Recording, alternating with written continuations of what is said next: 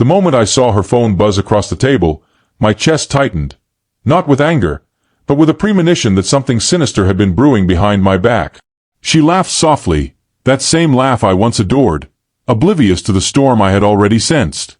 I had been watching for weeks, noticing subtle lies, secretive smiles, the way her fingers lingered over certain messages. But this time, it was different.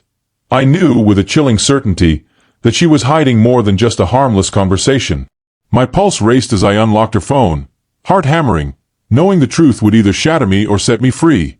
And there it was, a second Snapchat account, hidden, encrypted, alive with conversations she thought I would never find.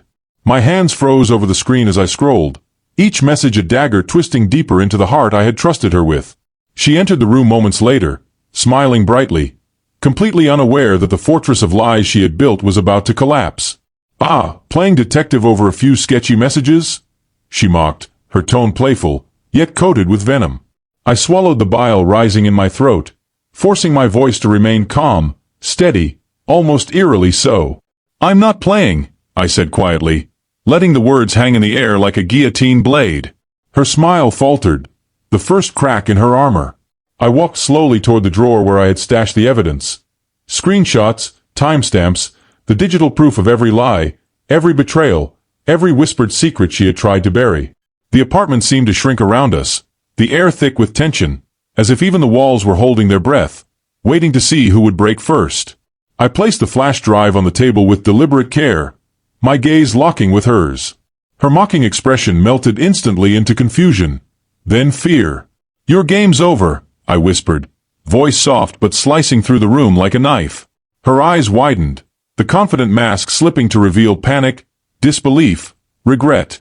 "Enjoy explaining this to HR tomorrow," I added, watching the first real tremors of panic ripple across her face. The room felt impossibly still as she struggled to form words, her previous arrogance evaporating into desperation. She had been untouchable in her own mind, invincible, clever enough to manipulate, deceive, charm her way through every situation. And now, every carefully constructed lie lay bare, each one a brick removed from the wall she thought protected her. Her voice shook. You can't," she whispered, but I didn't flinch. I had waited too long for this moment to allow fear or doubt to cloud my actions.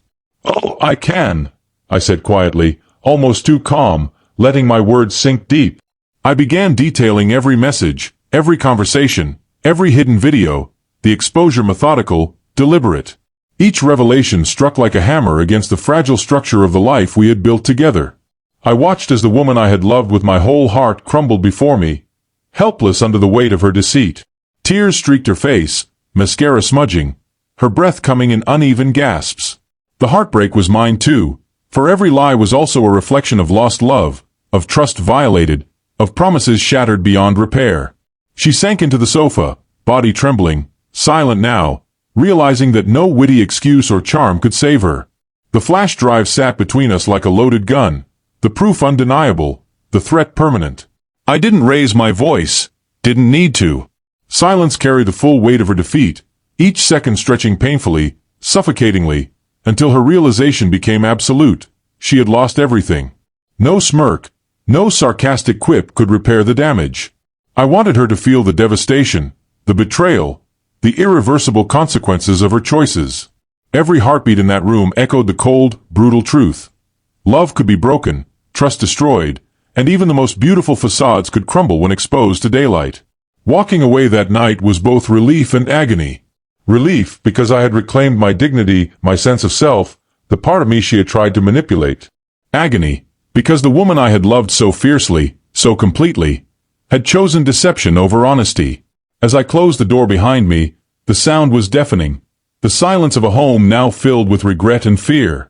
She would remember this night forever, the moment her laughter turned to panic, her mockery to pleading, her confidence to shame. I had not only exposed her lies but also handed her the mirror to see the monster she had become in pursuit of selfish desires. The weight of heartbreak pressed on me, but beneath it simmered a sense of unyielding clarity. This was my justice, my reckoning, my silent revenge. By morning, the flash drive would reach HR, unraveling every secret she thought she could hide behind charm and manipulation. She would face not only consequences but the unbearable truth of exposure, her life appended by choices she believed were invisible. And I walked into the dawn not as a victim, but as a man reborn from betrayal, heartbreak sharpening my resolve, my heart scarred but unbroken. Every step I took was a testament to the truth. Love is powerful, but deceit is weaker, fragile, and always discoverable. And somewhere, deep in the hollow of loss, I knew that the woman who had mocked me, who had hidden behind lies, would never, ever forget the night her world collapsed. The night the hunter became the hunted, and the laughter she once wielded as a weapon returned to haunt her forever.